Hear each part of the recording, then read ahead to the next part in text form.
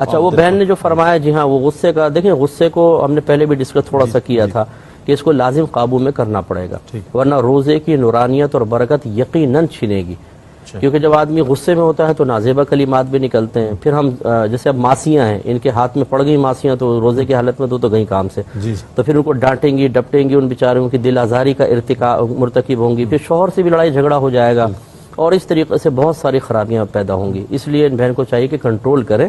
آج انشاءاللہ اس سیگمنٹ کے آخر میں ہم ایک دعا بھی بتائیں گے غصہ پینے کی، اس کو بھی اپنے ذہن میں رکھیں، اور اس میں میں تھوڑا سا سمجھا بھی دوں گا، تو وہ طریقہ اختیار کریں گے تو انشاءاللہ غصہ انشاءاللہ. بسم اللہ الرحمن الرحیم. یہ غصے کے آنے کے وقت کی دعا ہے.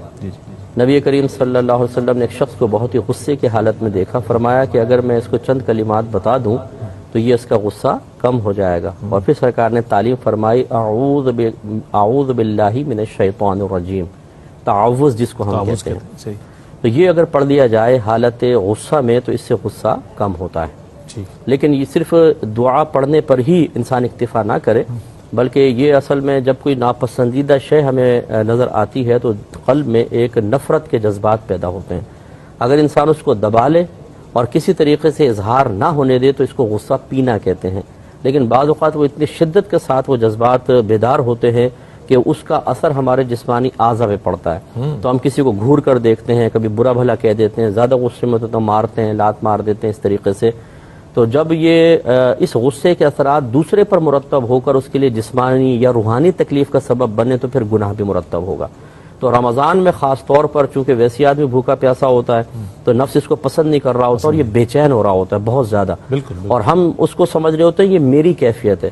حقیقتاً وہ ہماری نہیں ہے، وہ نفس کی کیفیت ہے، کیونکہ وہ کھانے پینے کا عادی ہے، وہ آسائش کا عادی ہے، وہ اپنی باتیں ہم سے ہر وقت منوانے کا عادی ہوتا ہے. اب ہم کنٹرول میں آ گئے، وہ چاہتا ہے آؤٹ آف کنٹرول رہیں، تو پھر اس کے اندر وہ نفرت پیدا ہوتی ہے اور وہ ہمیں ابھارتا ہے. تو ایسی صورتحال جب غصہ آئے تو فوراً پہلی بات تو یہ کہ اللہ کے غضب کو یاد کریں، کہ جب انسان اللہ کے غضب کو یاد کرتا ہے تو اگر ہم، نبی کریم نے ارشاد فرمایا جو اپنا غصہ پیے گا اللہ تعالیٰ اس پر بروز قیامت غضب نہیں فرمائے گا. ایک روایت میں ہے جس نے باوجود قدرت کے اپنا غصہ پی لیا تو اللہ تعالیٰ بروز قیامت اسے تمام مخلوق کے سامنے بلائے گا اور فرمائے گا جنت میں جا اور جو حور تجھے پسند آ وہ لے لے.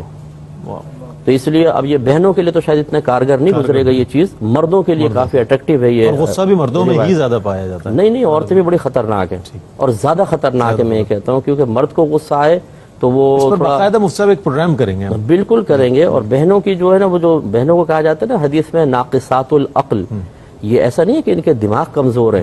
میرے آقا صلی اللہ علیہ وسلم نے خود فرمایا کہ ایک عقل مند مرد کی عقل کو لے جانے والی میں نے عورت سے زیادہ اور کوئی نہیں دیکھی. اب اندازہ کریں کہ جو ناقصات العقل کہلانے کے باوجود اس طرح کی کارروائی میں مصروف عمل ہے تو جب اس کی عقل کامل ہوگی تو کیا کچھ کرے گی. تو سمجھانا یہ مقصود تھا نبی کریم کا کہ ان کے اکثر جو طبعی تقاضے ہیں وہ عقلی فیصلوں پر غالب آ جاتے ہیں. تو اس لیے بہنوں کو بھی کنٹرول کرنا چاہیے، مرد کو بھی کرنا چاہیے. تو یہ طریقہ رکھیں گے انشاءاللہ بہتر رہے گا. ٹھیک ہے جناب.